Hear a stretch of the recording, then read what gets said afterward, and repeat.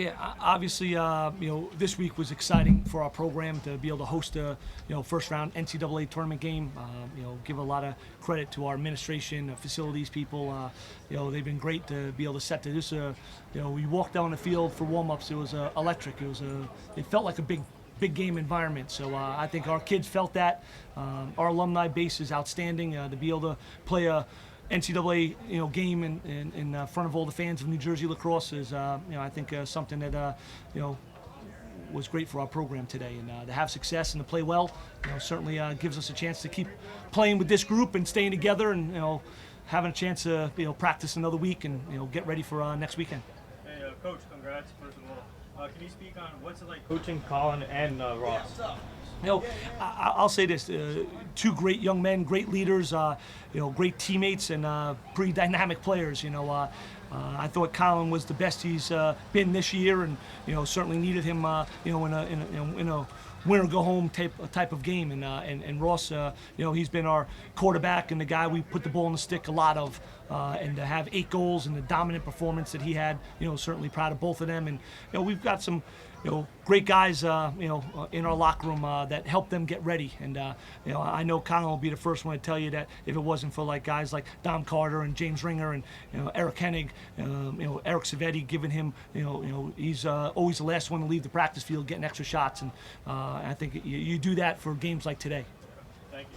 And in that first quarter, ending the first quarter, you're up 4-1. Late got to 6-1 early in the second, but Colin Curtis is making save after save, and the offense coming up there on the other end. Just overall, what did you make of the first 15, 20 minutes of that game, and how you guys were able to get off to such a fast start? Yeah, no, I was very happy where we started. Starts with the face-off game. I thought John was great facing off. Colin made some huge saves, and we were very efficient on the offensive end. Had some 6-on-6 goals, had some transition goals.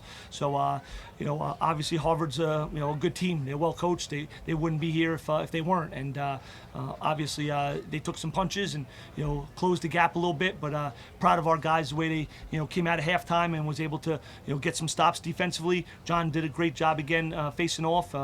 Sam sprinkled in a little bit. It's a hot day, and Colin continued to shut the door, and the offensive guys really did a great job for us today. You touched on it a bit, but driving in here, there's tons of cars tailgating.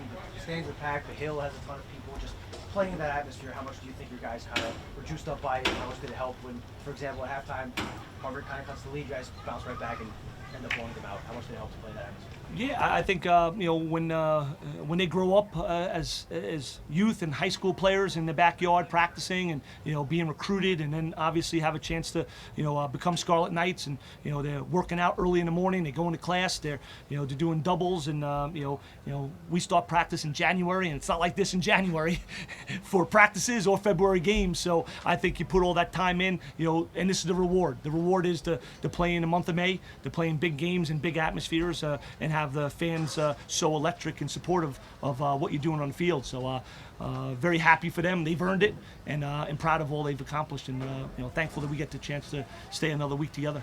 What changed for Ross Scott in the second half? He scored 1 goal in the first half, but scored 7 in the second half. So what changed for him?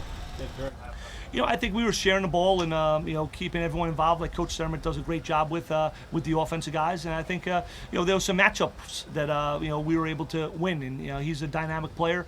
When he has to dodge against poles, and when he gets a short stick, it's hard. So obviously he took advantage of those matchups when he had them in the flow of the offense. Right, this is another historic year for you guys. Program record in wins, second consecutive year NCAA tournament win. The list goes on. But when you're achieving these things, is this something you're able to appreciate in the moment, or is it something that a month, 2 months from now you'll be able to kind of appreciate? Everyone keeps on saying to enjoy the moment. I probably have a hard time doing that, as I'm sure a lot of my peers as well. We did recognize the seniors, when they hit 12 wins, and it was a program best, and all the hard work that they've been able to put into achieving that.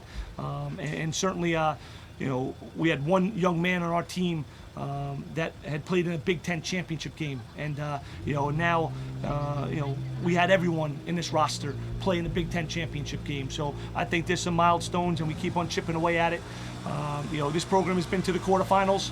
We've had NCAA tournament wins, and when we focus on Rutgers and we take care of ourselves, we play pretty well up and down the field, offense and defensively. So we'll have guaranteed 5 more practices. We'll have a guaranteed 60-minute game with Penn, and hopefully we continue to keep this momentum and keep the group together for as long as we can.